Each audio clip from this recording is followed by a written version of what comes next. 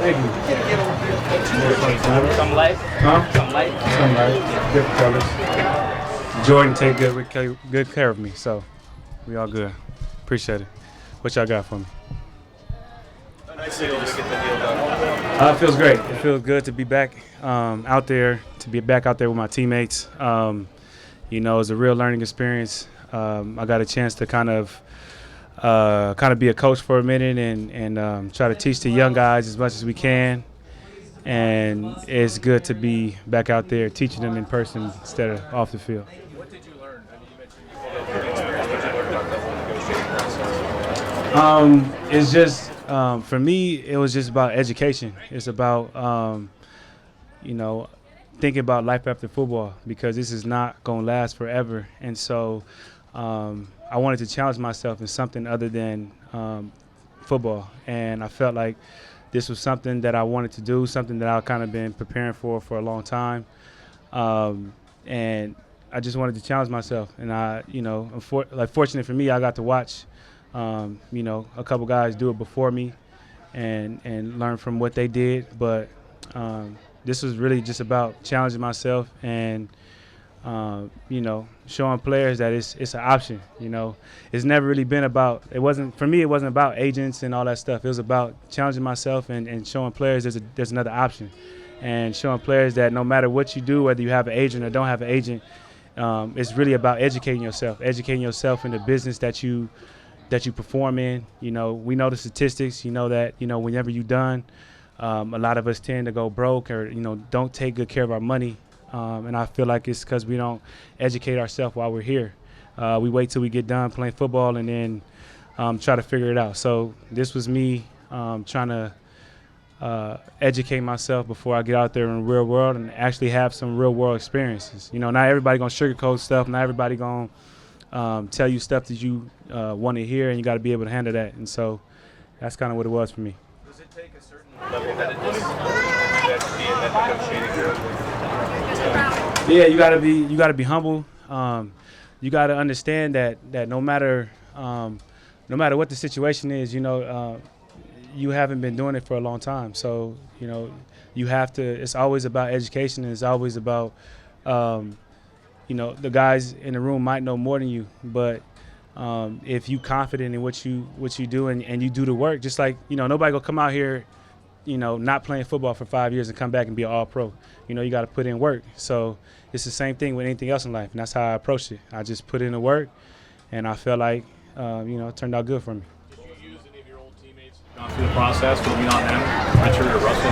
Not really. I watched them from afar. You know, I talked to them when they got done, how they felt, things of that nature. But as far as my approach and my situation, you know, they kind of just was, you know, asking me what was going on, and that's really was it. But, you know, I really wanted to really take on this challenge. I imagine that the process is fairly taxing mentally. Do you feel like there's a little bit of a burden that's been lifted, and then you can just go back to focus on football? Yeah, it's definitely taxing. You know, it's a focus. You know, just like, you know, when you play in football, playing during the season, it's a certain level of focus if you want to be great that you got to apply. So, you know, trying to get a deal done, there was a certain level of focus that I had to have to ultimately get the deal done. But, you know, I kind of felt like, you know, you had a guy who wanted to be here. You had a team who wanted him here. There was respect on both sides, and that's always a good, you know, recipe to get a deal done. Is it tough at all to not take any of it personally? Like you're just saying, if you're not coming to where you think you are in a given moment or something like that in the negotiations, to not internalize that and get angry about it? It's business. It's always been business to me. The moment I stepped in here, you know, you learn from all the older guys that was here before you. You can never take anything personal, and that wasn't even sitting in the negotiation room. That was beside. That's getting cut. That's you know, them moving on to another player. That's all that. You can't take that personal. So you take that same mind frame into the negotiations. You know, they have a business that they need to run. They have an organization that they need to run, and so they have numbers where they want to be at, and you got numbers where you want to be at, and you just hope to find a way where we both win. You mentioned a burden being lifted. How important is it, the timing of it, getting it done so early in training camp so you can just focus on football? It was good. I mean, you got to understand, I think I was 23, 24 at my last deal when I got done, and it was getting done around this time as well. So back then there was nothing to, like, I hadn't experienced that, so I didn't know how to prepare myself. I didn't know how to kind of comprehend or wrap my mind around that. And so this time it was different. It's my 8th year, and I know how to take care of my body. I know how to be in shape.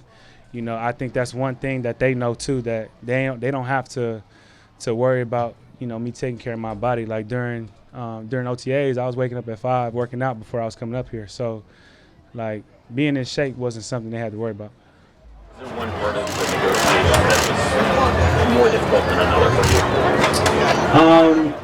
Not really. I felt like I had an open mind. Like it was all of it was a learning experience. So I didn't expect it to be easy, because if it was easy, then a lot more people would do it.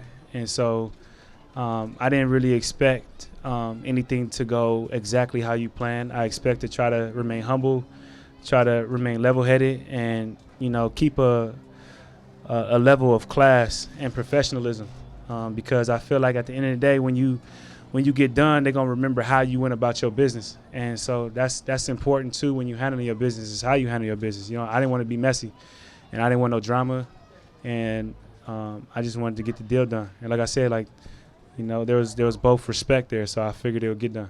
Was getting that average important to you? Getting the kind of the $18 million a year and being the highest paid guy and all that? Being the highest paid was dope, but I mean, just, it was dope. But I think my thing was to just make sure we got a deal done, and that's kind of what I was really focused on, is getting a deal done, and just trying to do better than the last one. I just wanted to in everything in life you want to be better, and so I wanted to do better than my last deal, and I feel like I accomplished that. And so I don't really care about any, I'm pretty sure people gonna come and they're gonna try to criticize it and things of that nature, but I don't care. Like, I won. You know what I'm saying? Like, not even from the numbers perspective. Like, back when my mom passed, I thought about quitting football. You know what I'm saying? I didn't want to play no more. And so for me to be in this position on my 3rd contract, something that, statistically nobody gets to do, I'm grateful. I'm humble. I'm blessed. And there's nothing that anybody can say to me that's going to take that away from me. Do you intend to do it again next time around? Yeah, man. I'm a higher agent now. Shoot. I think I did all right. The learning process on that. How do you educate yourself, prepare yourself for that entire process? What, your book, or you talk to people? I mean, you read a book, but you can read so many books, but it ain't gonna really give you the experience at all. So you gotta lean on people. You gotta ask people. There was certain people that I talked to. I'm with Brand Jordan, so it's cool. I can talk to Mike, and he can give me his advice. Because he owns the team, so ask his advice. Just ask different people advice, and how would they look and feel if a player came and tried to do his deal. What you looking for, what you expect the player not to know, what you want him to know, and you just ask those questions, try to get as much experience as possible or as much knowledge as possible, and hope it turns out for the best. Having 3 contracts with one team is, as you said, doesn't happen often. Yeah. To have KJ with you, what does that mean, and how important was it for him to be with you and vice versa? I mean, I know he went through that same process. It means everything, man, because I think, again, like our group that we had before being together was unheard of. And so to have 2 guys play for the same organization, he was with me when I came in. We know each other like the back of our hands, and so to have him, continuing our career is just amazing. And I think it's a good time to be a linebacker here. So I think we just gotta put in the work and take over. Was there out there with both KJ and Michael Hendricks today? I don't know if you had a chance to be on the field with both of them at the same time since Mike got here. Yeah, that was my first time being out there, but it's cool. We like me and KJ came together. Me and Mike was we trained in Arizona before the draft, and so it was, it's dope because you got people that you kind of came in the game with, and you all on the same field at the same time, and I think we can be a really exciting group. Speaking of people you came in with, good to see Deshaun back out there. Deshaun? Oh, yeah. He trained with me at Tracy Ford, so we was always talking about getting together, so it's good to get him back. Was there a moment Friday when you realized it was going to get done, or when John called you and like, yeah, we got to do it kind of thing, or? Nah, it really came down to the end. There was moments where you didn't think the deal was going to get done, and it just kind of was what it was. But when we kind of sat down and just kind of locked ourselves in a room and just said like, look, we both want to be here. Y'all want me here. Let's get something done. We ultimately came to an agreement.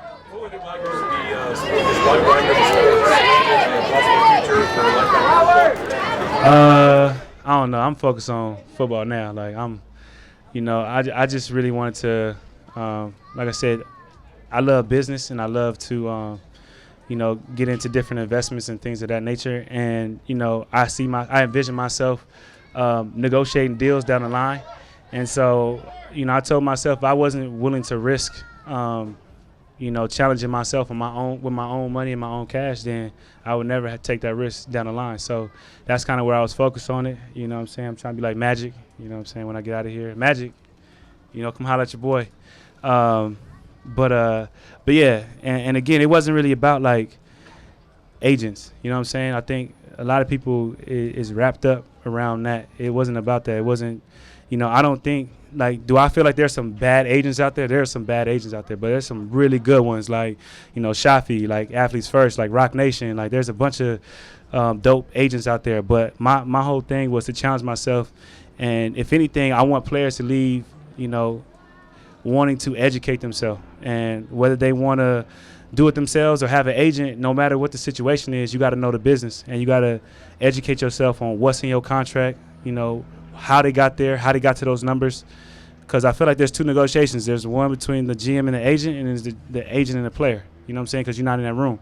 And so you might miss some things that's not being talked about. And my thing is, how I looked at it is, I didn't want them to say all the bad stuff to the agent. I wanted them to say it to my face. Like, I could take it. You know what I'm saying? Like, shoot, especially nowadays, you got Twitter. There's somebody telling you ain't, like, you trash every day. So it can't be worse than Twitter. You know what I mean? So as long as they didn't go outside of that, it was good. At least I could see their face. Twitter, you can't even see their face. What were the conversations with George like? It's dope. Honestly, he took us out to France. And, we got a chance to really sit down and just have a conversation with him. And, he talked about, his playing days, talked about his mindset, try to steal some of his mindsets, talked about training, talked about, a bunch of things, different things. Like I said, I asked him, how would he feel if somebody, one of the players came and tried to negotiate a deal, like what would be different, how would he, see it. And so we just talked about it a lot. And it's just really cool to have a guy like that in your corner and have a guy like that willing to take the time to speak to you and take the time to give you the knowledge and just pass all the knowledge down. I feel like I could have asked him anything. How long have you been with George? 2 years. Yeah. When you look at this defense, it's kind of a mix of vets and young guys you have. What's the potential for this? I think it's awesome, man. I think we got especially at the linebacker position. I feel like we got really good depth. Everybody is from the linebacker position is balling. I'm not really trying to just be biased because linebackers are dope, but I just feel like we have great depth at the linebacker position. We have a really, really good front. And a lot of the secondary, last year was their first year playing. And so they were kind of just getting their feet wet. But now it's, they have something under their belt. They know what to expect. And they have a chance to study the plays all offseason. So they're not coming in, trying to figure out the league. Now they know a little bit of taste of the league. And they know that, you got really, really good vets that, give knowledge away. And so I think with all that together, like, I feel like we can be a really good bunch. It's important for you to be here even before you got a deal done, just those first couple days of camp. Because I'm a leader, man. Like I that's how I looked at it. Like even, like I said, I've always said, like the quarterback, quarterbacks are important, but the middle linebacker is the quarterback of the defense, and that's important. So imagine if we came out here and there's no Russ.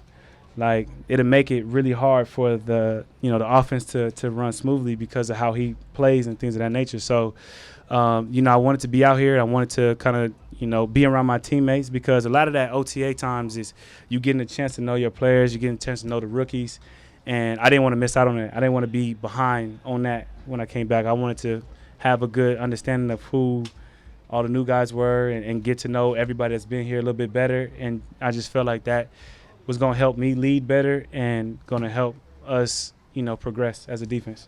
Was Friday any kind of a deadline at all, or was there a reason something got done Friday? Or? No, it wasn't a deadline. Like I said, I didn't want no drama. I was patient. I wasn't, you know, as long as the deal got done, I didn't care when it got done. You know what I mean? Like I just wanted it to. My main thing was, you know, watching like Kawhi Leonard. My main thing was to try to keep it out of the media as much as possible and keep everything all positive. And so I didn't, you know, when you had like bad days or things didn't go your way, I didn't want it to be. I didn't want it to be. I felt like me not being there was already a distraction, so I didn't want no other distraction. So.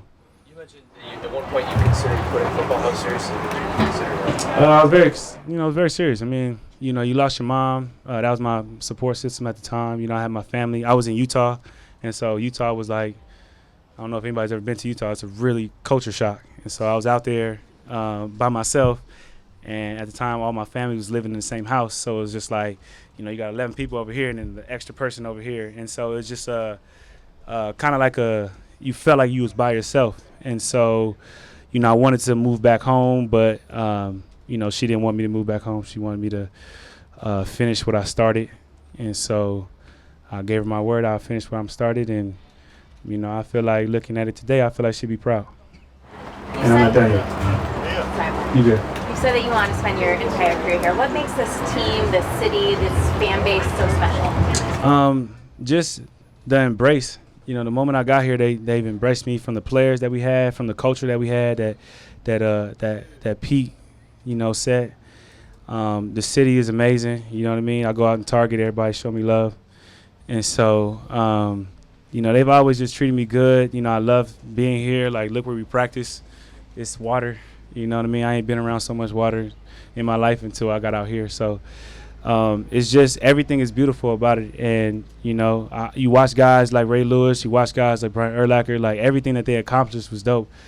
But it was cool to, like, see them do it for, the, you know, one team, one city, and really cement their legacy where they were at. And so, you know, I feel like this is a, you know, step forward. Hopefully, you know, 3-4 years, we back. I'm saying, hey, you know, I was frustrated, but we got the deal done. And you're like, oh, man, this dude on his fourth one. Let's get him out of here.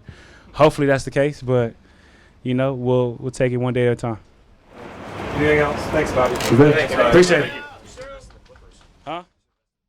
If he let me. Look, if he let me. Magic left. All right, y'all.